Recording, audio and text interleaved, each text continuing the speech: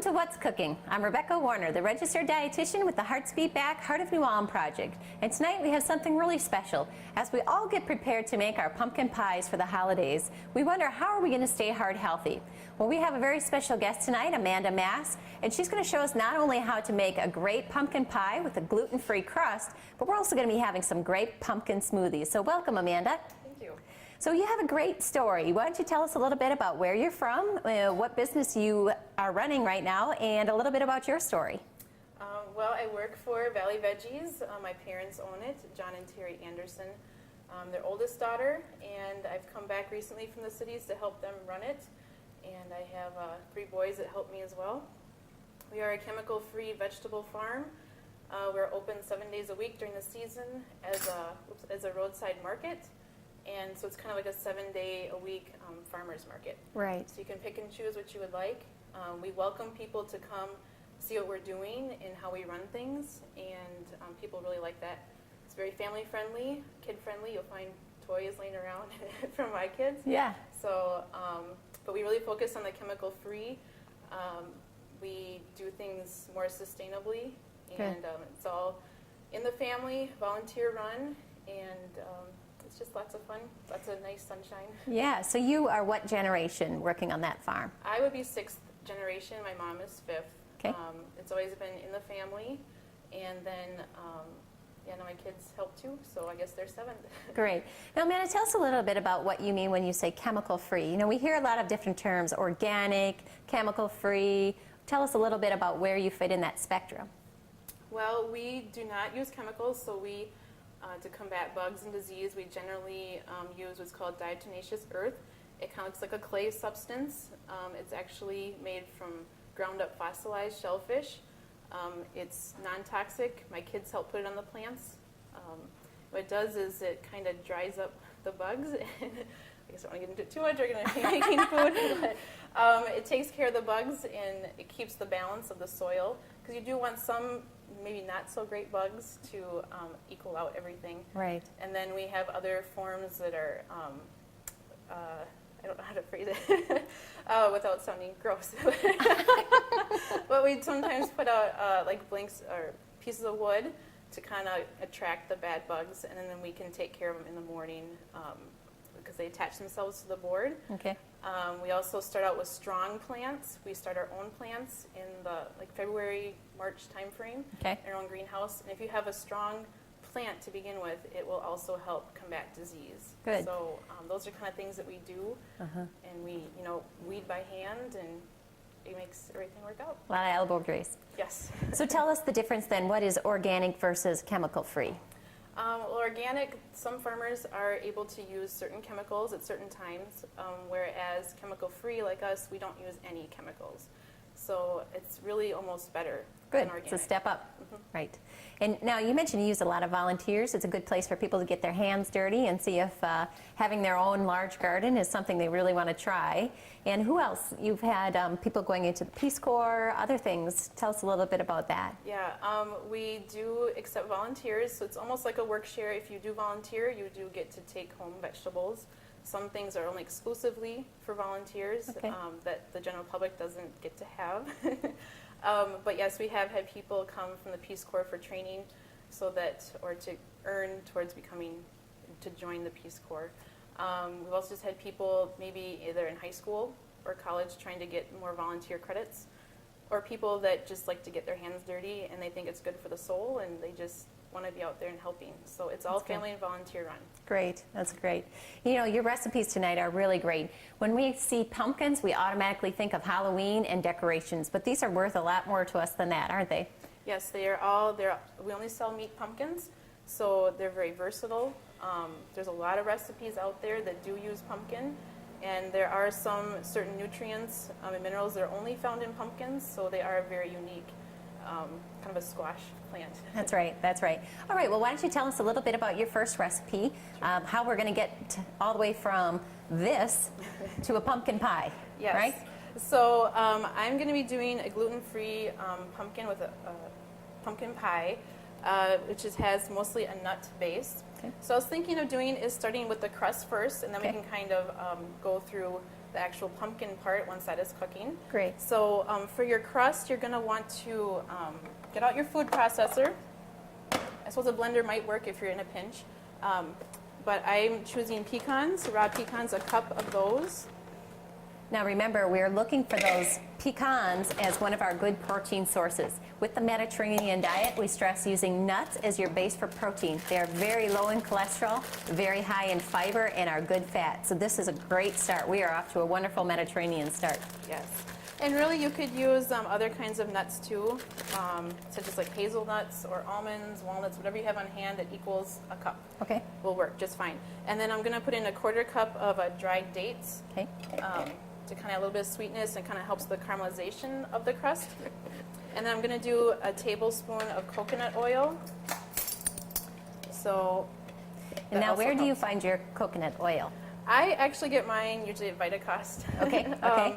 But there's lots of places you can get them, co-ops, the Whole Food sections. Great. So that's pretty readily available. Yes, yes it is. And now your garden actually serves many communities in our area, right? You not just serve, you're in Lake Crystal technically, out by Cambria or Judson, Mankato, but you have people coming from quite some distance, isn't that right? Yeah, we do. It's actually very common for us to come across people that come from Springfield, Comfrey, a lot of people from New Ulm, especially ones that travel to Mankato for work. Good. Since we're right on Highway 68, it's real easy. Even people that are just passing through, like maybe they were up north and they live in Iowa or somewhere else. Great. And they think it's a great place to stop and stretch their legs and walk around. So yeah, it's not just our immediate area, but it does encompass other areas. Great. Now, how many acres do you have out there? How are you able to meet the needs of so many people? I'm not sure on the exact acreage. My mom would know that more than me. But we do also use my grandparents' land, which is across the highway from us. It's sandier soil, so that's where we grow our melons. Especially, they grow really well in sandier soil. Whereas the heavier soil is on my parents' side of the highway, and I don't know the acreage, but it does give us enough space to keep rotating the crops around. Okay. Because that's also a good way to be sustainable and to feed everyone that comes through and is looking for vegetables. Right. And now, it's interesting. At this time of the year, you don't think that you'd see them out there, but I stopped out, and you were both out there in the garden yet and have plenty of produce out there. So it's great. If you are still looking for those fresh produce stands, I can tell you there's one out there yet, and they still have lots to offer. So that's great. Yeah, and we stay open until it does not get above freezing during the day or we run out of things to sell. So we typically are open into November. This time of year, you kind of have to check with us and check our website and our Facebook page to see if we are open that particular day, just because we don't know what the weather will do. But and then we start in May with starter plants for the public. Good. So by June, we have regular vegetables to sell all the way through November. Wow, that's a busy schedule. Yes. So for the crust, I guess I'll get back to that. I'm just going to pulse this till it looks kind of like a graham cracker crust bottom. So it'll be a little bit crumbly, and it's going to be a little loud. Always scares my son.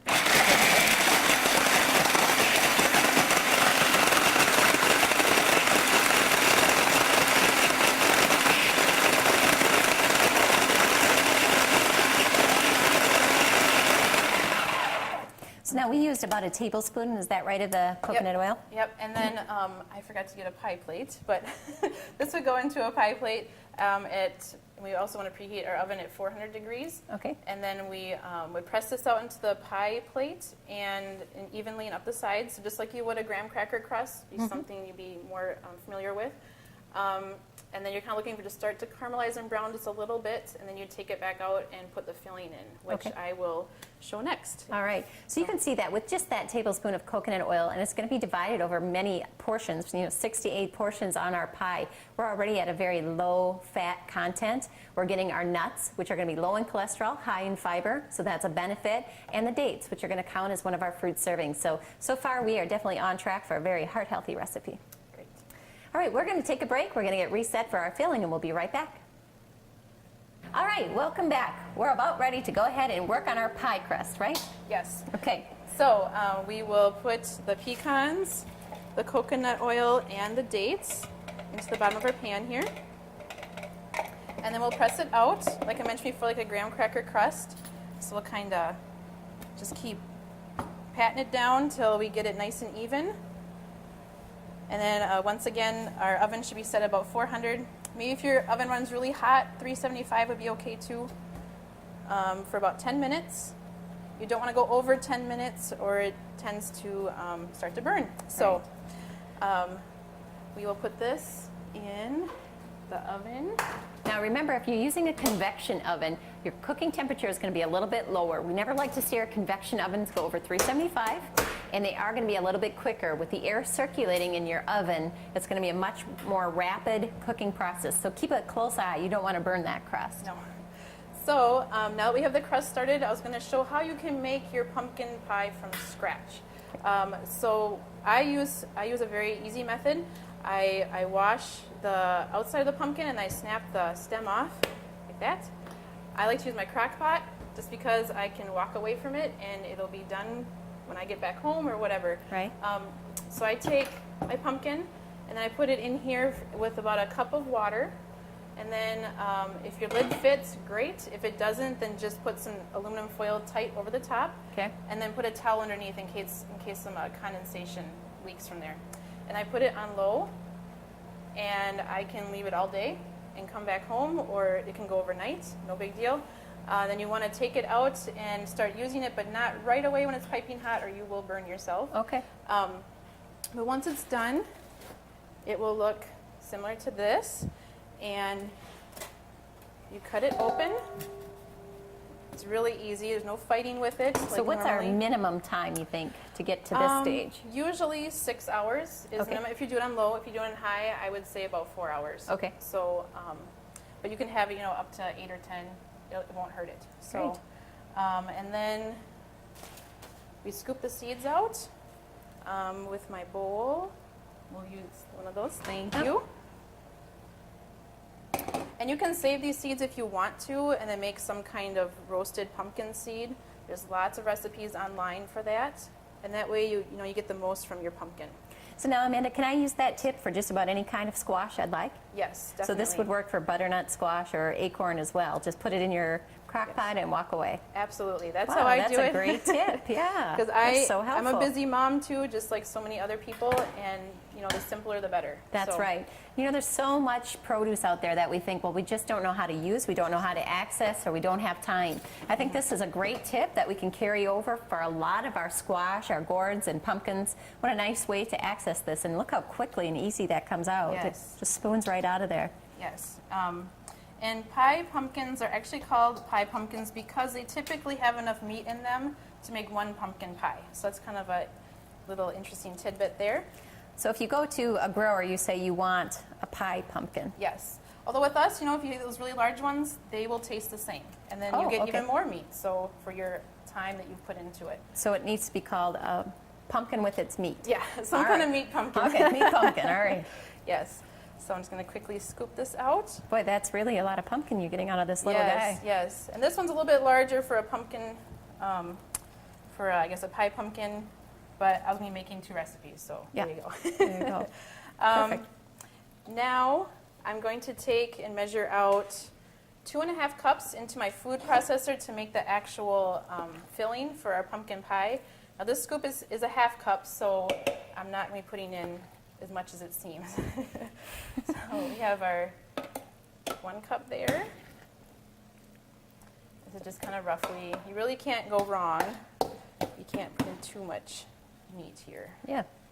So we'll go with that. That looks about right. And then move that to the side. We will take 1 egg and put it in there as well. Oops. So again, you can see the use of 1 egg. That's going to separate out any cholesterol found in this egg, about 200 milligrams, into 6 to 8 pieces. Again, a very low cholesterol food. Sorry. Yes. And then we're going to add 2 tablespoons of brown sugar. If you want to use, I sometimes use stevia. That works too. Okay. And that but you don't want to brings down reduce your calories. amount. Yeah. You don't want to reduce your amount though, because stevia packs a punch. Yeah. And then let's see, we have 1 teaspoon of vanilla. And you do want to make sure that if you do use the stevia, you're looking for the baking stevia. There are 2 different kinds. There's the table and the baking. Make sure you are using the baking variety. add 1 teaspoon vanilla. And that's real vanilla, I see. Yes, it is. That's what I like to cook with. Yeah. And then we have our 1/2 tablespoon of pumpkin pie spice. It might seem like a lot, but since we're cutting down on our sugar and everything, this helps with the flavor. And then we need, let's see here, a 1/4 cup of all-purpose gluten-free flour. You could really use, I use an all-purpose one. You could use just about any kind of gluten-free flour that you like to use. Now, So, Amanda, if I wanted to make this and I'm not gluten intolerant, could I use regular flour yes, in place? you could. Yep, you Easy could enough. absolutely do that. Okay. So I'm gonna use my spoon here. We'll just fill it about halfway. There we go. So pretty small amount of flour in this. Yes, yes, we don't need a lot because the pumpkin really thickens it up, so you Okay. don't need a lot of flour. Very good. So we're gonna process that.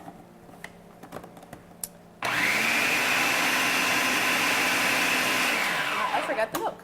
So that looks a little weird. So we want to do a 1/2 cup of milk. I know this really isn't the liquid one, but measuring cup, that's okay. There's always a little bit of wiggle room That's right. in the That's recipes right. I like to use, so that works out. Okay, so we'll continue to process this.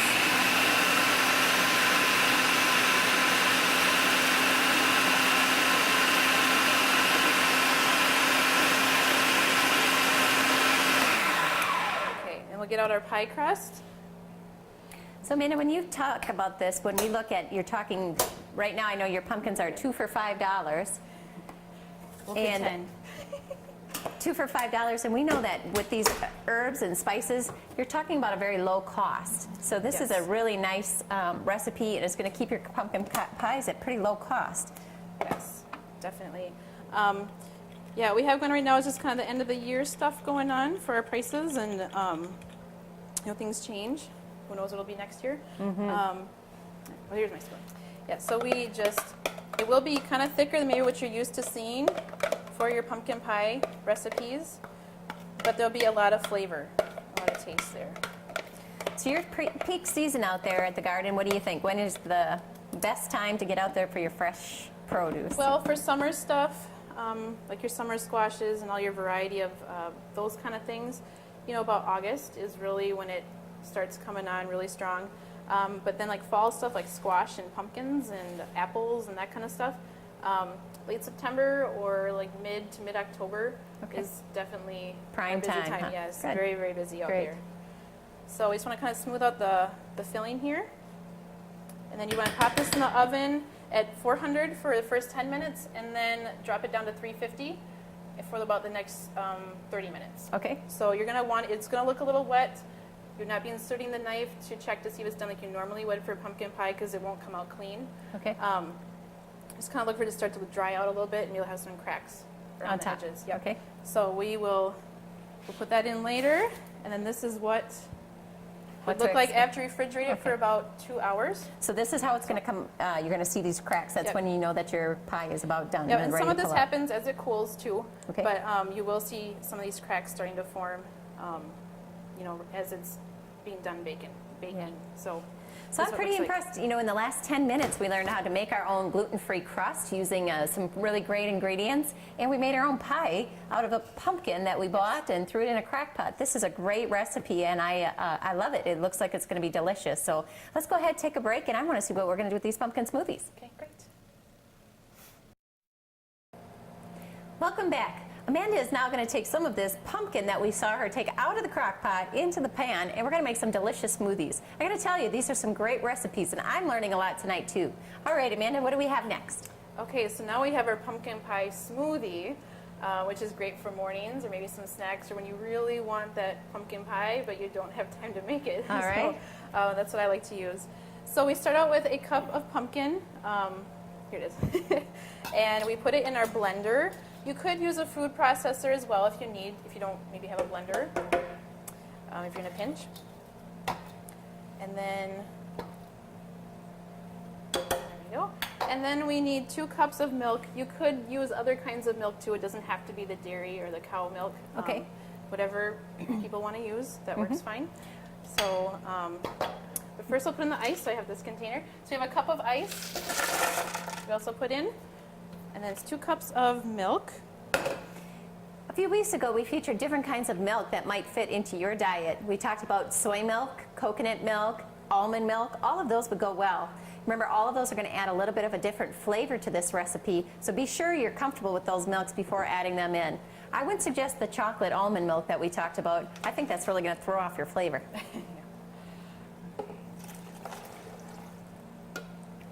Okay, so we have our milk in there, and then we take, let's see, it is a 1/2 teaspoon of pumpkin pie spice. You know, when we're looking at smoothies as well, we've gone over many different varieties of those as well, but this is going to have its own unique nutrient profile. We are looking for the orange. It's going to be high in vitamin A and many other nutrients that we take out of the pumpkin. This is a great way to change things up in the morning. A lot of people are looking for those pumpkin spice lattes, but I can tell you this is going to have that same flavor with a lot more nutrients and a lot less calories. Exactly. Okay, and we have our 1 teaspoon of vanilla. And then we're going to throw in 2 tablespoons of honey. Okay. Again, maybe if you have some other kind of like a stevia or something you want to use, I do that sometimes. But this does give it a really nice flavor. Good. So that's 2 tablespoons. And then I also like to throw in a 1/4 cup of yogurt. So we'll get a way of, Maybe, here we go. there you go. This will work. So we will put that in here. I'm running out of measuring cups here. So you're using, what kind of yogurt are you using? I'm using a plain Greek yogurt. Good. Mine happens to be 0 fat, but whatever Right. you like to use. And remember, we've talked about Greek yogurt. It's going to be higher in protein, and it's going to be lower in overall sugar, so it's something you definitely want to incorporate into your diet. We'll get this on, get it locked in place, and we're ready to roll. Okay, you tell me when. Go ahead.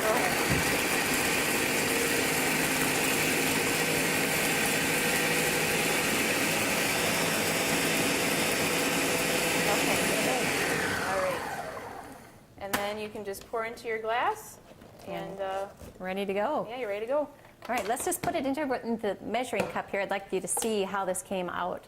It's pretty amazing how quickly we were able to do this and how good this is going to taste. So you can see how creamy that looks. It's going to be tremendously filling, and we've made enough for 4 servings here. So this is going to be great. You can make this for your whole family in about 5 minutes. Yeah, definitely. So it looks like a great recipe. Well, Amanda, I think I've learned a tremendous amount from you tonight. I'm glad that Valley Veggies is doing such a great job for our area, not just for New Ulm, but all of southern Minnesota is how it sounds.